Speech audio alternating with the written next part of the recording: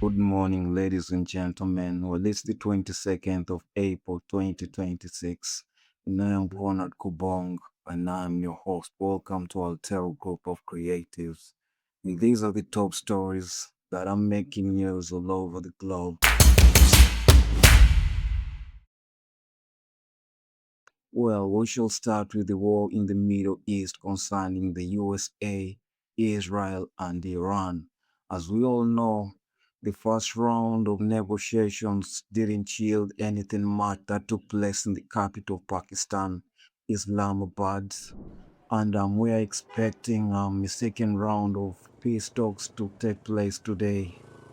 But then Iran isn't very sure whether they'll be able to make it for the peace talks in Islamabad. آن هم چند موضوع هست که اختلاف نظر وجود داره و اونا یه نظراتی در حوزه هسته‌ای دارن، یه نظراتی در بحث مربوط به موضوعات تنگه و اینا دارن و ما به حال سر مواضع و اونایی که داریم، ولی ما در حقیقت اون چیزی که برای ما اصل بوده این بوده که این بی‌اعتمادی همون نقطه‌ای که اشاره کرده ما حسن نیت داریم، ما برای که یه صلح پایدار باشه، صلح پایداری که تضمین درش باشه که دیگه این بحث Well, what we know so far, Trump says that the US will bomb Iranian power plants and bridges if Iran doesn't allow to end the war. News that just came in recently confirmed that the Interior Minister of Pakistan has met with the acting ambassador. Israel and Lebanon are yet to hold peace talks on how to get to end the war in Lebanon in Washington, D.C. It's where the negotiations are going to take place. Despite a tendrous day that has been taking place, what we know so far, it's only 3 days that is left for that truce to get expired so far.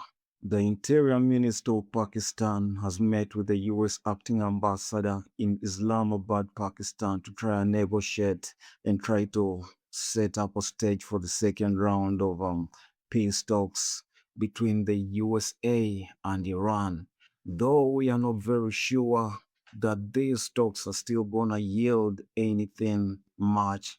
And what we have also learned, the USA say that if Iran isn't going to send any people to participate in the talks.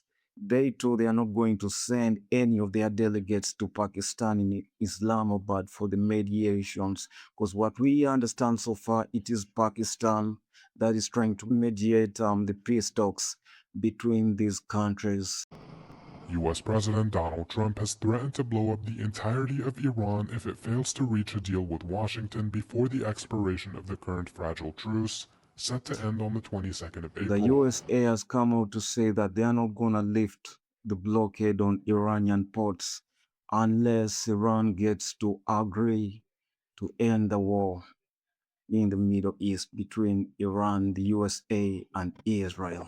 Iran has said that it will not be sending a delegation to participate in the second round of high-stakes peace talks with the United States, which was set to take place in the Pakistani capital Islamabad on Monday.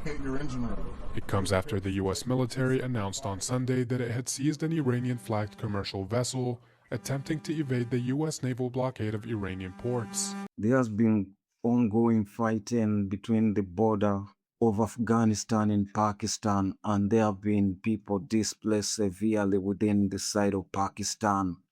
Well, what we know so far, the government of Pakistan is trying to fight some militias groups that are along the border of Pakistan that reside in Afghanistan. The Pakistani military says it launched operations targeting Afghan military positions, as well as the Pakistani Taliban, which it says is operating from Afghanistan. Pakistan says the strikes are aimed at stopping armed groups from attacking its territory. Afghanistan has denied Well, that. reports also indicate that France has come out to show concerns concerning the Strait of Hormuz. Concerning its long blockade, this will lead to the disruption of trade and it will lead to the increase in prices of commodities, fuel, and so on. We remain committed to supporting businesses, as I've said before, but not through indiscriminate handouts, rather through highly targeted measures. The idea is to leave no one behind. I've said we must adapt to the circumstances of the crisis as they arise. Well, today is day 6 in the murder trial of Christopher Okello Nyong, a suspect involved in the murder of 4 toddlers at an early childhood development center in Gaba, Kampala, Uganda. Well, the police forensic CCTV team have brought some evidence showing the movement of the suspect on that particular day when he carried out the murder. My Lord, as earlier on in the report, this is the camera called Nakawa Metal Fabrication. It captured that motor vehicle being driven towards Lugogo. Point to us. It clearly What is that? has an arrow. It moves with that red arrow. Okay, okay. So it identifies the vehicle from other motor vehicles, my Lord. My Lord, that is now the motor vehicle at Lugogo Rugby, proceeding towards New Vision traffic lights. My Lord, from there, that is where the activity of first ends. We come to the second day of April. That is the opposite camera, now showing the suspect on a border, heading towards the scene, my Lord. Well, so far we do recall that the suspect pleaded not guilty, and so far we have been having a couple of witnesses presenting their witness testimonies concerning this matter. Thank you for watching Altero Group of Creatives, and I've been your host Conrad Kubong. Thank you for joining in from everywhere, all over the globe.